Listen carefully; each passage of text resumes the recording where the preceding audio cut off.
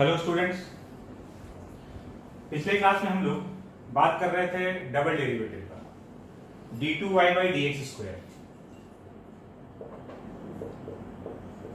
d2y by D x square का graphical interpretation हम लोग डिस्कस कर रहे थे। और क्या होता है इसका ग्राफिकल इंटरप्रिटेशन?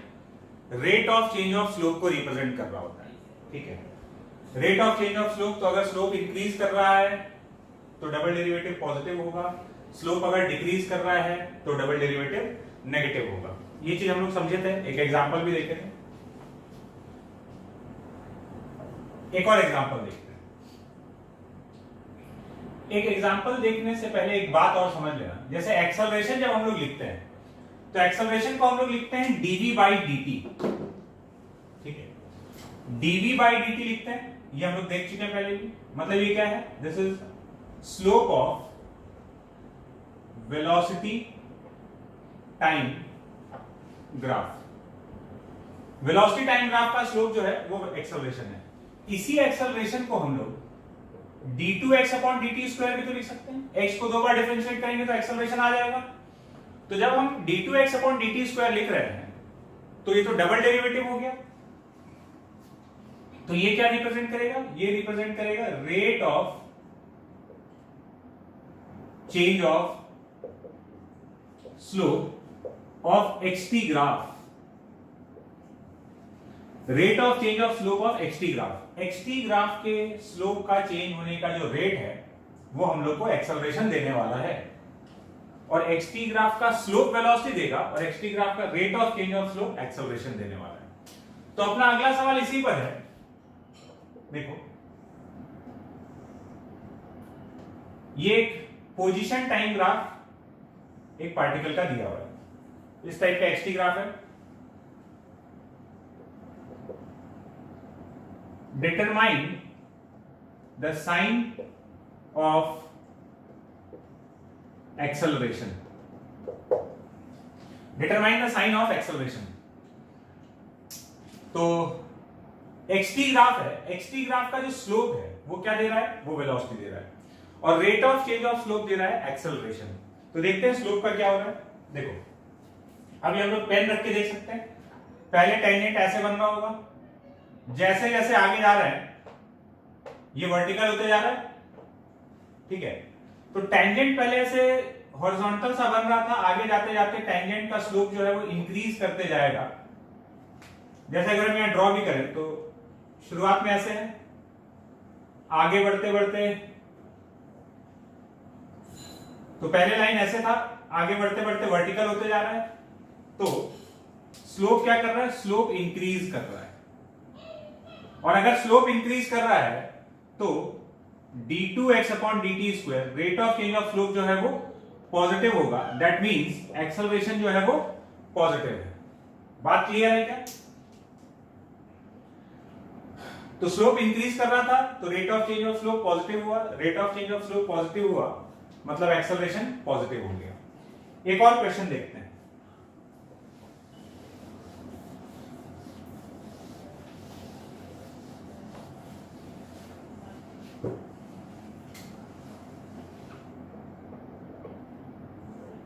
देखो,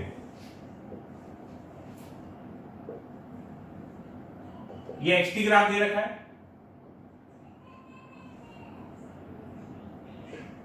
determine the sign of acceleration. इसमें भी वही एक्सेलरेशन का साइन डिटरमाइन करना है। तो फिर से हम लोग वही बोलेंगे कि भाई एक्सेलरेशन क्या है? Acceleration is d2x upon dt square. मतलब रेट ऑफ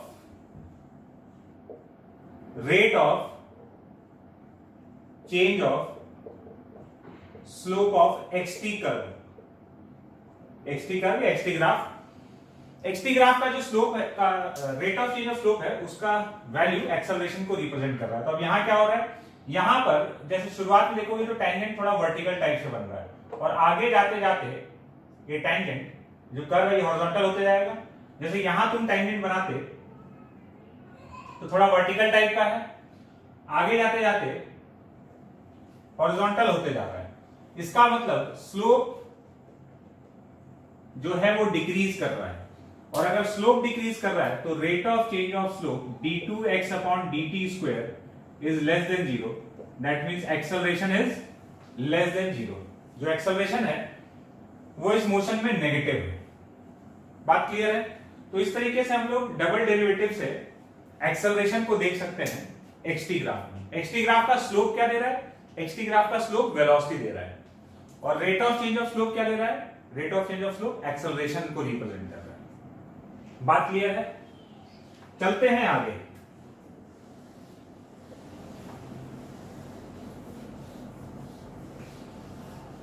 देखो,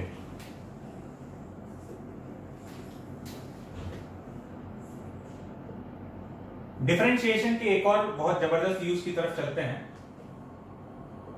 इसका नाम है maxima minima.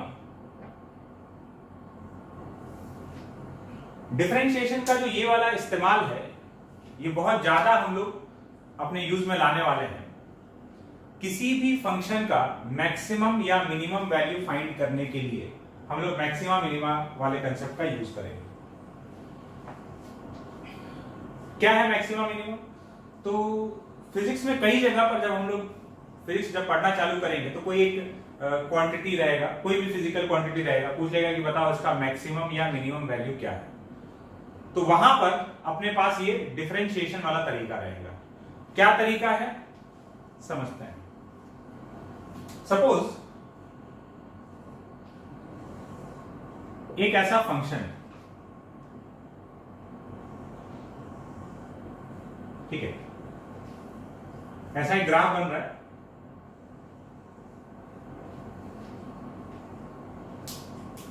y is the function of x होगा, उस फंक्शन का एक ग्राफ तैयार हो रहा है, ठीक है। अब हमको, अगर हम इसमें दो पॉइंट पे गौर करें, कौन कौन सा? देखो, एक तो ये वाला पॉइंट x1 और दूसरा ये वाला पॉइंट x2। अब हम तुमसे कुछ सवाल पूछ रहे हैं। मान लो एक ऐसा ग्राफ दिया हुआ है तुमको, है ना, और एक आध सवाल का जवाब देना। जैसे ये x1 वाला जो पॉइंट है, x1 पर क्या y का वैल्यू मैक्सिमम है और x2 पर y का वैल्यू मिनिमम है? हाँ या ना? जवाब दो। नहीं, ऐसा नहीं है। x1 पर y का वैल्यू मैक्सिमम नहीं है, y का मैक्सिमम वैल्यू तो यहां पर है, और x2 पर y का वैल्यू मिनिमम भी नहीं है, मिनिमम वैल्यू तो ये रहा, ठीक है। तो x1 x2 पर जो y का वैल्यू है ये मैक्सिमम मिनिमम नहीं है। हाँ, लेकिन ये बात है कि x1 पर जो वैल्यू है y का, वो अपने आसपास के एरिया में सबसे बड़ा है। ये वाला जो वैल्यू है अपने लोकल रीजन में ये मैक्सिमम है, ठीक है।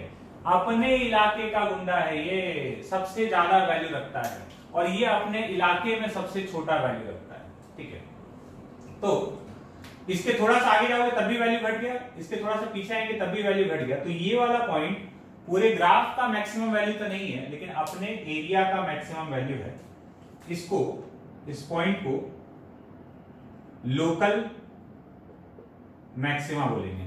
और ये वाला जो पॉइंट है, ये पॉइंट पूरे ग्राफ का मिनिमम वैल्यू तो नहीं है, पूरे ग्राफ का मिनिमम वैल्यू तो ये है, लेकिन ये अपने एरिया में सबसे कम वैल्यू रखने वाला पॉइंट है। इसको हम लोग बोलेंगे लोकल मिनिमम, ठीक है। तो ये लोकल मिनिमा और ये लोकल मैक्सिमा हो गया, ठीक है। ये वाला जो पॉइंट जो पूरे ग्राफ में सबसे छोटा वैल्यू रखता है, ठीक है, और जो पूरे ग्राफ में सबसे बड़ा वैल्यू रखता है, इन पॉइंट्स को, इसको ग्लोबल मिनिमा बोलते हैं और इसको ग्लोबल मैक्सिमा बोलते हैं। ग्लोबल मतलब पूरा एकदम ओवरऑल कवर करते हुए बात कर रहा है।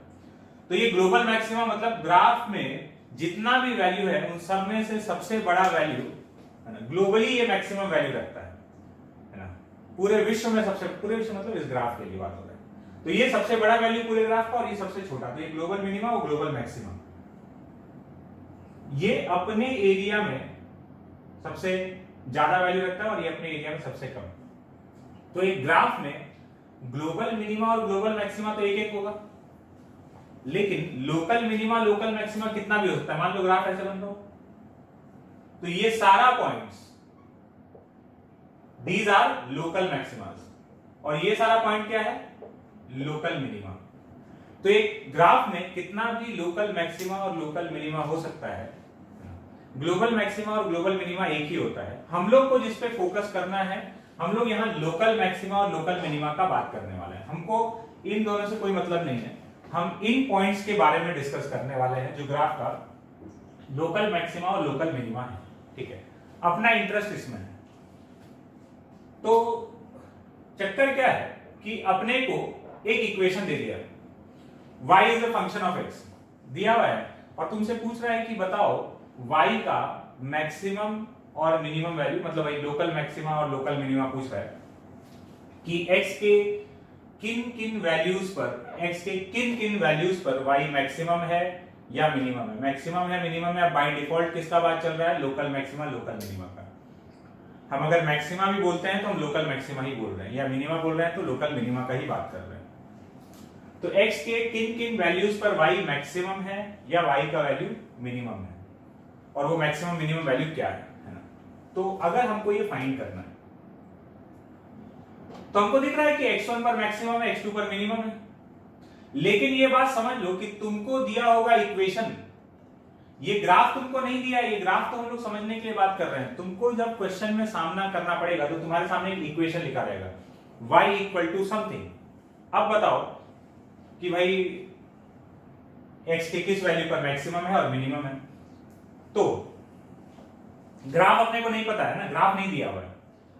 तो हम लोग सोचे कि जिस भी वैल्यू पर मैक्सिमा या मिनिमा आ रहा होगा, x के जिस भी वैल्यू पर मैक्सिमा मिनिमा है, जैसे यहां पर ग्राफ से अगर एक बार समझे, इन दोनों पॉइंट्स पर तुमको कोई कॉमन बात दिखता है तो हाँ सर एक बात तो कॉमन है।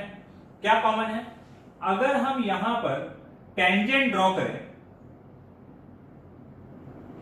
यहां पर और यहां पर, या ऐसा जितना भी पॉइंट्स है इन सब पर अगर टेंजेंट ड्रॉ करें तो उस टेंजेंट का स्लोप dy by dx का वैल्यू यहां पर 0 है। ठीक है, तो ऐसा जितना भी पॉइंट्स रहेगा ना ये वाला, इन सारे पॉइंट्स पर dy by dx का वैल्यू 0, स्लोप वहां का 0 है। ठीक है, तो हमको एक बात समझ में आई कि अच्छा हमको जो लोकल मैक्सिमा या लोकल मिनिमा वाला पॉइंट चाहिए, उन सब जगह पर dy by dx का वैल्यू 0 होगा। तो हम क्या किए कि dy by dx निकाले, यहां से हम मन ही मन सोच रहे हैं कि इसका जो भी ग्राफ बनेगा उसमें मैक्सिमा और मिनिमा वाले पॉइंट पे तो पक्का स्लोप 0 होना चाहिए। तो हम dy by dx को 0 के बराबर कर दिए, और जैसा ही ऐसे किए, जितना भी पॉइंट्स पर ऐसा हो रहा होगा वो पॉइंट्स मिल जाएगा हमको। जैसे इस ग्राफ के हिसाब से बात करें तो 2 पॉइंट पर ऐसा हो रहा है, x1 पर और x2 पर, तो हमको x1 और x2 मिल गया। किसी में 1 होगा तो 1 मिल जाएगा, 3 4 5 जितना भी होगा उतना पॉइंट्स तुमको मिल जाएगा। तो हमको समझ में आया कि यार जहां पर भी लोकल मैक्सिमा लोकल मिनिमा आ रहा है वहां पर स्लोप 0 होगा। तो हम dy by dx मतलब ग्राफ का स्लोप इसको 0 के बराबर किए और वो पॉइंट्स हमको मिल गया। अब आगे का बात, x1 x2 ये वो पॉइंट है जहां पर ग्राफ, जहां पर y का वैल्यू या तो मैक्सिमम है या फिर मिनिमम है। लेकिन कौन से पॉइंट पे मैक्सिमा है और कौन से पॉइंट पे मिनिमा है ये तो हमको पता ही नहीं। ठीक है, तुम बोलोगे सर ग्राफ में एकदम क्लियरली दिख रहा है x1 पे मैक्सिमा और x2 पे मिनिमा। ग्राफ नहीं मालूम है, ये ग्राफ हम लोग खाली अपने समझने के लिए भी देख रहे हैं। तुमको क्वेश्चन में ग्राफ नहीं मालूम है, तुमको सिर्फ इक्वेशन दिया हुआ है, तुमको इक्वेशन से मैथमेटिकली पता लगाना है। तो अब इसमें से एक पे मैक्सिमा और एक पे मिनिमा है या किस पर क्या है ये चेक करने के लिए देखो ग्राफ पे चलते हैं। इस x1 वाले पॉइंट पे देखोगे, इसके थोड़ा पहले से देखना, टेंजेंट अगर हम ड्रॉ करें x1 के थोड़ा सा पहले, ये टेंजेंट बनेगा और थोड़ा सा बाद में ये टेंजेंट बनेगा।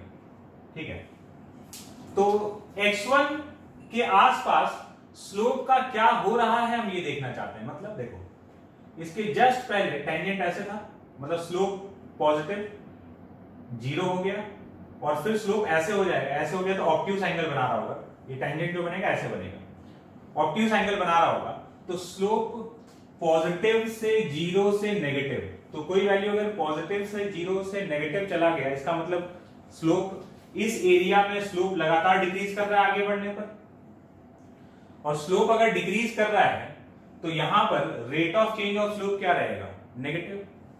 बात समझ में आया? x1 पर देखो, x1 के जस्ट पहले से जस्ट आगे तक चले तो x1 के पहले स्लोप पॉजिटिव था, x1 पर 0 हुआ और आगे जाके नेगेटिव हो गया, तो स्लोप लगातार डिक्रीज कर रहा है। स्लोप डिक्रीज कर रहा है तो rate of change of slope negative होगा। स्लोप डिक्रीज कर रहा है तो rate of change of slope negative होगा, मतलब d2y अपॉन dx स्क्वायर का वैल्यू नेगेटिव है। तो जहां पर d2y by dx स्क्वायर का वैल्यू नेगेटिव है ना, और जितना भी जगह ऐसे मैक्सिमम बन रहा होगा सब जगह यही हाल होगा, पहले पॉजिटिव फिर 0 फिर नेगेटिव, पॉजिटिव 0 नेगेटिव, मतलब मैक्सिमा वाले पॉइंट पे डबल डेरिवेटिव का साइन, क्योंकि स्लोप डिक्रीज कर रहा है तो डबल डेरिवेटिव का साइन नेगेटिव मिलने वाला है। तो इन दोनों पॉइंट में जिस पॉइंट पर ये डबल डेरिवेटिव का साइन नेगेटिव होगा वो पॉइंट मैक्सिमा वाला पॉइंट है। इसको देखना यहां पर, इसके जस्ट पहले टेंजेंट ड्रॉ करोगे तो ऐसा आएगा, और जस्ट x2 के जस्ट बाद टेंजेंट ड्रॉ करोगे तो इस तरह से आएगा। तो पहले इस तरह से आया स्लोप, ऑब्ट्यूज एंगल बना रहा है, स्लोप नेगेटिव से 0 से पॉजिटिव, अब ये एक्यूट एंगल बना रहा होगा x के साथ में। लाइन ऐसा बन रहा है तो स्लोप नेगेटिव, और लाइन ऐसा बन रहा है तो स्लोप पॉजिटिव। तो पहले नेगेटिव स्लोप से 0 से पॉजिटिव, तो नेगेटिव से 0 से पॉजिटिव मतलब वैल्यू बढ़ रहा है, और अगर वैल्यू बढ़ रहा है, स्लोप इंक्रीज कर रहा है, तो rate of change of slope positive, d2y upon dx square का वैल्यू पॉजिटिव। तो जहां पर ऐसा होगा, वहां पर मिनिमा मिल रहा होगा, ठीक है। तो यहां स्लोप इंक्रीज कर रहा था तो rate of change of slope positive, यहां पर स्लोप लगातार डिक्रीज कर रहा है तो rate of change of slope, sorry उल्टा बोल दिए, यहां स्लोप पॉजिटिव से 0 से नेगेटिव, तो यहां स्लोप डिक्रीज कर रहा था तो rate of change of slope negative, और यहां स्लोप इंक्रीज कर रहा था, नेगेटिव से 0 से पॉजिटिव पहुंचा तो rate of change of slope positive. तो जहां डबल डेरिवेटिव नेगेटिव है वहां मैक्सिमम, और जहां डबल डेरिवेटिव पॉजिटिव है वहां पर मिनिमम। अब एक बार समरी समझना हम क्या किए, हम लोग वो पॉइंट खोज के निकाल लिए। कैसे? सबसे पहले जो हमको इक्वेशन दिया होगा हम क्या करेंगे कि हमको पता है जहां जहां ऐसा मैक्सिमा या मिनिमा आ रहा होगा ना, उठा हुआ पॉइंट और ऐसे गिरा हुआ पॉइंट, उन सब जगह पर स्लोप 0 होना चाहिए। तो सबसे पहले हम dy by dx को 0 कर दिए, dy by dx निकाल के 0 किए तो हमको वो पॉइंट्स मिल गया जहां जहां पर ऐसा हो रहा होगा। कैसा हो रहा होगा? dy by dx का वैल्यू 0 हो रहा होगा, वो सारा पॉइंट्स मिल गया। उसके बाद जैसे यहां से 2 पॉइंट आया, x1 और x2, अब इन दोनों पॉइंट्स में से किस पर मैक्सिमा है और किस पर मिनिमा, इसको हम लोग डबल डेरिवेटिव चेक से फाइंड करते हैं। इसको डबल डेरिवेटिव चेक बोला जाता है। देखो पॉइंट्स तो तुमको मिल गया कि कहां मैक्सिमा कहां मिनिमा है, बस ये पता नहीं है कि इसमें से मैक्सिमा वाला कौन सा और मिनिमा वाला कौन सा। तो ये जो काम हम लोग कर रहे हैं इसको डबल डेरिवेटिव चेक कहा जाता है। डबल डेरिवेटिव चेक से हम लोग क्या कर रहे हैं, हम लोग ये पता लगा रहे हैं कि जो पॉइंट्स अपने पास आया है इसमें से कौन सा मैक्सिमा वाला पॉइंट है और कौन सा मिनिमा वाला पॉइंट है। जहां पर डबल डेरिवेटिव नेगेटिव है, डबल डेरिवेटिव नेगेटिव, मैक्सिमा जिस पॉइंट पर, इन दोनों में से जिस पॉइंट पर डबल डेरिवेटिव नेगेटिव वहां मैक्सिमा, और डबल डेरिवेटिव पॉजिटिव वहां पर मिनिमा। ये डबल डेरिवेटिव बेसिकली क्या रिप्रेजेंट कर रहा है? Rate of change of slope. तो इस तरीके से हम लोग किसी इक्वेशन से मैक्सिमा और मिनिमा का वैल्यू निकाल सकते हैं। तो अब इसको अप्लाई करके देखते हैं।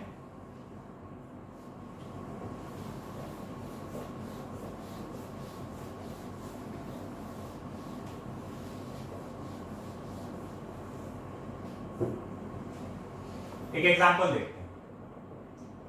y equal to x cube by 3 minus 5x square by 2 plus 6x plus 3। Find the points of local maxima and local minimum. Find the points of local maxima and local minima, मतलब x के किस value पर local maxima और local minima आ रहा होगा, तो find करते हैं। सबसे पहले तो हम dy by dx का वैल्यू जीरो करेंगे, क्योंकि हमको पता है कि जहां पर भी लोकल मैक्सिमा और लोकल मिनिमा आ रहा है वहां पर टेंजेंट हॉरिजॉन्टल हो जाएगा। तो dy by सबसे पहले dy by dx को जीरो कर दे, तो dy by dx का वैल्यू आएगा, इसको डिफरेंशिएट करेंगे तो आ जाएगा x square minus 5x plus 6, इसको कर दिए जीरो के बराबर। तो एक क्वाड्रेटिक इक्वेशन बन रहा है, डेफिनेटली यहां से दो वैल्यू निकलने वाला है, x square minus 5x plus 6 equal to 0। तो x इक्वल टू minus b plus minus under root of b square minus 4ac upon 2। तो x का वैल्यू आ गया 5 प्लस माइनस 1/2, तो एक तो आ गया 2 और दूसरा 3। x का दो वैल्यूज आ रहा है यहां से 2 एंड 3। किसी एक पर लोकल मैक्सिमा है और दूसरे पर लोकल मिनिमा है, क्या है ये चेक करने के लिए डबल डेरिवेटिव चेक पर चलते हैं। तो हम चलते हैं d2y अपॉन dx स्क्वायर, इसको डिफरेंशिएट किए, मतलब dy में dx आया था उसको एक और बार डिफरेंशिएट कर दिया, तो मेरे पास आ गया 2x माइनस 5। ठीक है, 2x माइनस 5 आया। अब ये दो वैल्यू हम सेटिस्फाई करके देखते हैं। x इक्वल टू 2 पुट कर दिए, तो x इक्वल टू 2 पुट करने पर d2y अपॉन dx स्क्वायर का वैल्यू -1 आ रहा है, मतलब लेस देन 0, और लेस देन 0 का मतलब डबल डेरिवेटिव अगर नेगेटिव है तो पक्का है कि वहां पर क्या आ रहा है, मैक्सिमा आ रहा है। x इक्वल टू 3 पुट करके देखते हैं। 3 पुट किए तो d2y upon dx square 6 minus 5, 3 put कर दिए तो 6 माइनस 5 1 आ गया, ग्रेटर देन 0, मतलब x इक्वल टू 3 पर मिनिमा है, x इक्वल टू 2 पर लोकल मैक्सिमा है और x इक्वल टू 3 पर लोकल मिनिमा है। तो यही प्रोसीजर हर बार करना है, पहले डिफरेंशिएट करके वो पॉइंट्स निकाल लो जहां मैक्सिमा मिनिमा आ रहा है, और फिर डबल डेरिवेटिव चेक से ये पता कर लो कि किस पर मैक्सिमा है और किस पर मिनिमा है। ठीक है, तो हमको पॉइंट्स आइडेंटिफाई हो गया। अब मान लो तुमसे अगर ये भी पूछ लेता है कि बताओ y का वो मैक्सिमम और मिनिमम वैल्यू क्या है, तो अगर हम x इक्वल टू 2 उसमें पुट कर देंगे तो y का वो लोकल मैक्सिमम वैल्यू आ जाएगा, और x इक्वल टू 3 अगर y उसमें इक्वेशन में पुट कर देते हैं तो y का वो लोकल मिनिमम वैल्यू आ जाएगा। जैसे अगर हमसे वो मैक्सिमम और मिनिमम वैल्यू भी पूछा होता कि कितना कितना है, x इक्वल टू 2 पर तो मैक्सिमम आ रहा है, ये तय हो गया। वो मैक्सिमम वैल्यू कितना है तो 2 उसमें पुट कर दोगे तो 2 क्यूब बाई 8 माइनस 5 2 का square by 2 plus 6 into 2 plus 3, जो भी वैल्यू आना होगा आ जाएगा। और y का वो लोकल मिनिमम वैल्यू कितना है अगर ये चाहिए तो x की जगह 3 पुट कर देंगे, तो 3 का क्यूब अपॉन 3 माइनस 5 इंटू 3 का square by 2 plus 6 into 3 plus 3, कुछ नहीं उसमें x equal to 2 x equal to 3 बिठा दिया गया, तो इससे y का लोकल मैक्सिमम वैल्यू और लोकल मिनिमम वैल्यू आ जाएगा। ठीक है, एक और एग्जांपल देखते हैं।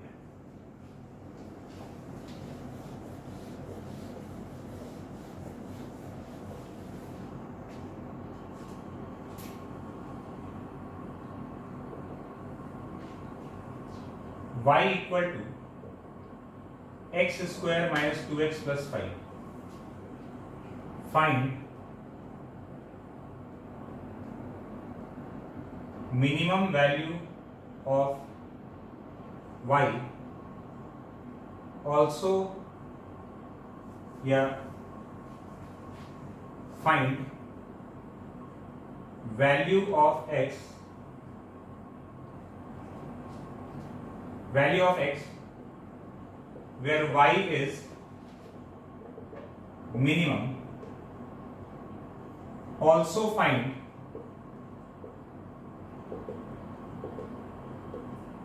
Minimum value of y। x का वो वैल्यू बताना है जहां पर y मिनिमम है, और वो मिनिमम वैल्यू y का कितना है ये भी रिपोर्ट करना है। सॉल्व करते हैं। अपने को एकदम फिक्स मेथड पता है, dy बाई dx निकाल के जीरो करेंगे। अब यहां से एक बात समझने को मिलने वाला है, ध्यान देंगे। सॉल्व कर रहे हैं हम लोग। सबसे पहले हम dy बाई dx फाइंड किए, तो dy बाई dx आया मेरे पास 2x माइनस 2। इसको हम जीरो के बराबर कर दिए। जीरो के बराबर कर दिए तो x का वैल्यू मेरा 1 आ गया। x का वैल्यू अगर 1 आ गया, एक ही वैल्यू आया है, ठीक है। तो कोई एक चीज आ रहा होगा, मैक्सिमा या मिनिमा। अब क्या है ये चेक करने के लिए हम डबल डेरिवेटिव चेक पर चलते हैं।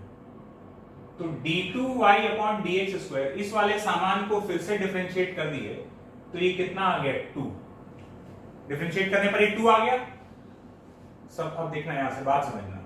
d2y by dx square fix value आ गया 2। तुम x इक्वल टू 1 पुट करने का इसमें जगह ही नहीं है, ये बाय डिफॉल्ट पॉजिटिव ही आया है 2। This is definitely greater than 0, मतलब मिनिमा आ रहा होगा, ठीक है। x इक्वल टू 1 एक ही वैल्यू आया था, तुम जब डबल डेरिवेटिव लाए तो उसमें x पुट करने का तो जगह ही नहीं है, ये तो सीधा कांस्टेंट आ गया 2 और वो पॉजिटिव है, तो ठीक है, मिनिमा आ रहा है। अब यहां से एक बात समझना, देखो ये जो मेथड है ना, इससे बहुत सारा, जब लोकल मैक्सिमा या लोकल मिनिमा फाइंड करने जाओगे तो 2, 3, 4, 5 कितना भी पॉइंट्स मिल सकता है। हम लोग यहां पर मैथ्स का सवाल थोड़ी सॉल्व करने वाले हैं, हम तो फिजिक्स में इसको यूज करने वाले हैं। तो फिजिक्स में जब भी तुम यूज करोगे तो 100% टाइम, 99% भी नहीं, 100% बार यही होने वाला है कि जब तुम डिफरेंशिएट करके जीरो करोगे तो तुमको एक ही वैल्यू मिलेगा, ठीक है। जब भी तुम डिफरेंशिएट करके जीरो करोगे तुमको एक ही वैल्यू मिलेगा, और अगर मैक्सिमा पूछा गया है तो उस पर मैक्सिमा ही आ रहा होगा, और मिनिमा पूछा गया है तो उस पर मिनिमा ही आ रहा होगा। ये श्योर है फिजिक्स में, जब भी हम लोग इसको इस्तेमाल करने वाले हैं मैक्सिमा या मिनिमा के टूल की तरह। तो डिफरेंशिएट करके, जैसे यहां एक वैल्यू मिला ना, हर बार तुमको फिजिक्स के प्रॉब्लम में डिफरेंशिएट करके जीरो करने पर एक ही वैल्यू मिलेगा, और अगर वहां मैक्सिमा पूछा होगा तो मैक्सिमा आ रहा होगा, और मिनिमा पूछा गया होगा तो मिनिमा आ रहा होगा। इसका मतलब यह है कि तुमको डबल डेरिवेटिव चेक तक तो जाने की जरूरत ही नहीं है, क्योंकि डबल डेरिवेटिव चेक ये पता करने के लिए होता है कि ये मैक्सिमा है या मिनिमा है। हर बार तुमको एक ही वैल्यू मिलने वाला है फिजिक्स में, और वो वैल्यू एग्जैक्टली वही, उस पे अगर मैक्सिमा पूछा गया तो मैक्सिमा ही आ रहा होगा, और मिनिमा पूछा गया तो मिनिमा ही आ रहा होगा। तो हमको आगे से कभी भी डबल डेरिवेटिव चेक लगाने का जरूरत नहीं पड़ने वाला है, जो पूछा गया होगा वही आ रहा होगा, ठीक है। एक और बात है, ठीक है, और ये वाला जो चीज रहेगा ना, एक ही पॉइंट आया, एक ही पॉइंट आया, मतलब अगर मैक्सिमा मिनिमा दोनों आ रहा तो ऐसे बनता, खाली मिनिमा आया तो मतलब ग्राफ कुछ इस टाइप का बन रहा है। अगर मैक्सिमा आ रहा होता तो इस टाइप का बन रहा होता, अगर दोनों आ रहा होता तो इस टाइप का बन रहा होता। इसका मतलब पक्का है, अगर खाली मिनिमा आया तो ऐसे, इसके बाद तो टर्न लिया ही नहीं है, ग्राफ कुछ इस टाइप का बन रहा होगा। और तुमको जो पॉइंट मिला है वो ये वाला पॉइंट मिला है, तो ये वाला पॉइंट लोकल मिनिमा ही नहीं, ये तो ग्लोबल मिनिमा भी हो गया। बात समझ में आ रहा है? ये वाला तुमको पॉइंट मिला है, और अगर ग्राफ ऐसा बन रहा है, जो कि इस केस में ऐसा ही बन रहा है, एक ही वैल्यू मिला है, तो ये वाला पॉइंट, इसीलिए यहां पर लोकल वर्ड यूज नहीं किया गया था। Find value of x where y is minimum, where y is minimum, not local minimum.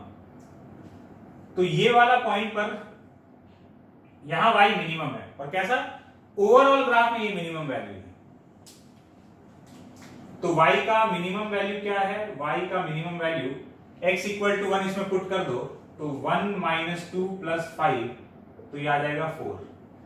x का तुम कुछ भी वैल्यू पुट कर लो, y का वैल्यू 4 से नीचे नहीं जाएगा। Minimum value of y is 4, ठीक है, पूरे ग्राफ में।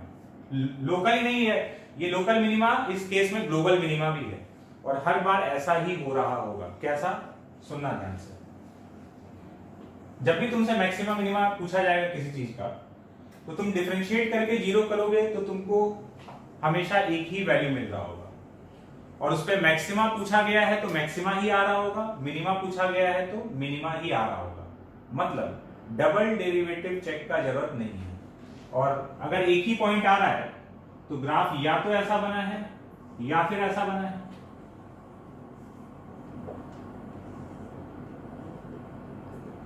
या तो ऐसा बना है या ऐसा इस टाइप का बना है। तो ये वाला अगर ग्राफ ऐसा बना है तो ये वाला जो पॉइंट है ये ग्लोबल मिनिमा हो जाएगा, या ओवरऑल ग्राफ का ये मिनिमम वैल्यू रहेगा। और ये वाला ग्राफ बना है तो ये वाला पॉइंट ग्राफ का ओवरऑल मैक्सिमम वैल्यू रहेगा। तो जो हम लोग लोकल मिनिमा मैक्सिमा निकाल रहे थे वो एक्चुअली में ग्राफ का ग्लोबल मैक्सिमा मिनिमा हो जाएगा, अगर तुमको एक ही पॉइंट मिल रहा है तो। एक ही पॉइंट मिल रहा है मतलब स्लोप एक ही बार 0 हुआ तो डेफिनेटली ऐसा ही बनना है, कोई और पॉसिबिलिटी है ही नहीं। तो मिनिमा आ रहा है तो ऐसा और मैक्सिमा आ रहा है तो ऐसा, तो वही मिनिमा मैक्सिमा तुम्हारा जो लोकल था वही लोकल पॉइंट इस केस में ग्लोबल भी हो जाएगा। ठीक है, ये पूरे ग्राफ का मिनिमम वैल्यू और ये पूरे ग्राफ का मैक्सिमम वैल्यू। तो आगे से हम लोग जब भी डिफरेंशिएट करके जीरो करेंगे तो हमको एक ही वैल्यू मिल रहा होगा, तो हम लोग डबल डेरिवेटिव चेक तक नहीं जाएंगे। अप्लाई करके देखते हैं।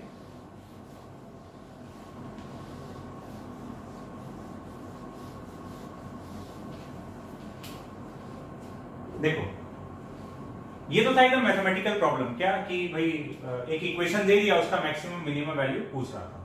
अब हम लोग थोड़ा सा वर्ड प्रॉब्लम्स की तरफ चलते हैं, फिजिकल सिचुएशन की तरफ चलते हैं, जहां पर कि हमको मैक्सिमा मिनिमा कैलकुलेट करने के लिए इक्वेशन खुद बनाना पड़ रहा होगा। देखो अभी तक क्या था, हम तुमको एक इक्वेशन दिए y इक्वल टू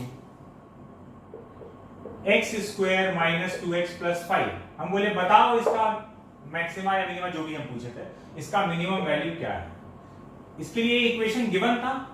अब हम लोग को क्या करना होगा, फिजिक्स के प्रॉब्लम में जब हम लोग जाएंगे तो ये इक्वेशन हम लोग को खुद से बनाना होगा गिवन सिचुएशन के हिसाब से। ठीक है, ये इक्वेशन दिया हुआ नहीं रहेगा, इस टाइप का जो भी होगा। कैसे देखते हैं एक example.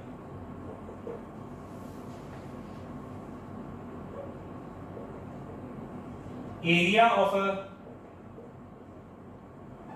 rectangle is 16 meter square. Find minimum perimeter of the rectangle. Area of a rectangle is 16 meter square. Find minimum perimeter of the rectangle. ये अपना एक वर्ड प्रॉब्लम हो गया। अब इसमें हम लोग को इक्वेशन खुद बनाना होगा। समझते हैं प्रॉब्लम को पहले। ये बोल रहा है एक रेक्टेंगल है जिसका एरिया 16 मीटर स्क्वायर है, साइड एक्स और ये वाई। कोई एक रेक्टेंगल कंसिडर कर लिया, तो एरिया क्या होता है रेक्टेंगल का, length into breadth, x into y equal to 16। ये तुमको दिया हुआ है। अब मेरा ये सवाल है कि ऐसा कितना रेक्टेंगल बन सकता है जिसका एरिया 16 मीटर स्क्वायर के बराबर हो। तो जवाब है इनफाइनाइट। एक अगर हम एरिया फिक्स कर दें कि हमको 16 मीटर स्क्वायर का रेक्टेंगल चाहिए, तो ऐसा इनफाइनाइट रेक्टेंगल पॉसिबल है। कैसे? तुम बोलोगे कैसे, तो हम बोलेंगे ऐसे। देखो एक रेक्टेंगल ये हुआ, एक साइड एक्स और वाई का पेयर देखना है ना, 16 और 1। एक साइड 16 और दूसरा 1 हो, इसका एरिया कितना आ जाएगा, 16 आ जाएगा। एक साइड 8 हो, एक साइड 2 हो, तब भी 16 आ जाएगा। एक साइड 16/3 है और दूसरा साइड 3 है। इन दोनों का प्रोडक्ट, एक साइड 16/3 के बराबर और दूसरा साइड 3 के बराबर, तो इन दोनों का एरिया भी कितना आ जाएगा, 16 के बराबर। एक 4 है, दूसरा 4 है, इसका एरिया भी 16। एक 16/5 है और दूसरा 5 है। ऐसे कितना हम बना सकते हैं, एक 16/6 कर देंगे, एक 6 कर देंगे। ऐसा इनफाइनाइट इन दो नंबर का प्रोडक्ट अगर 16 आना है तो इन दोनों का जो पॉसिबल पेयर्स है, ऐसा इनफाइनाइट पेयर हम बना सकते हैं। और 16/6 6, 16/7 7, तो ऐसे इनफाइनाइट पेयर्स पॉसिबल है। इन सब